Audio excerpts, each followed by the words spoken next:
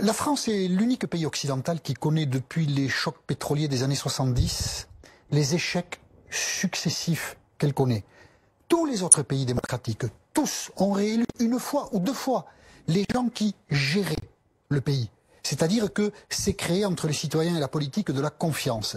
En France, depuis 1978 et les élections législatives, jamais les sortants n'ont été réélus. Jamais, jamais, jamais. Quand Mitterrand est réélu en 88 président, c'est parce qu'il est le premier opposant de celui qui gouverne, qui est Chirac. Et jusqu'à Il n'a pas de majorité, hein. Il est l'opposant de la majorité du gouvernement. Jusqu'à Emmanuel Macron compris, les sortants ont toujours été battus par les citoyens. Alors évidemment, au fil du temps, c'est accumuler une couche très épaisse de méfiance vis-à-vis de toutes les représentations. Mais la première crise, elle est politique. Et les journalistes, pour parler d'eux, font les frais de cette crise. Les journalistes, au fond, on pourra en parler, mais au fond, ne sont pas responsables de grand-chose dans cette histoire.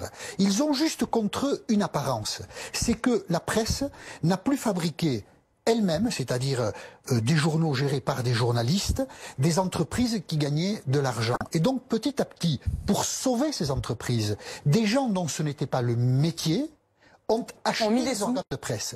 S'il n'y avait pas les capitalistes, les milliardaires, les millionnaires, il n'y aurait pratiquement plus aucun journal de presse écrite en France. Ils auraient pratiquement tous disparu.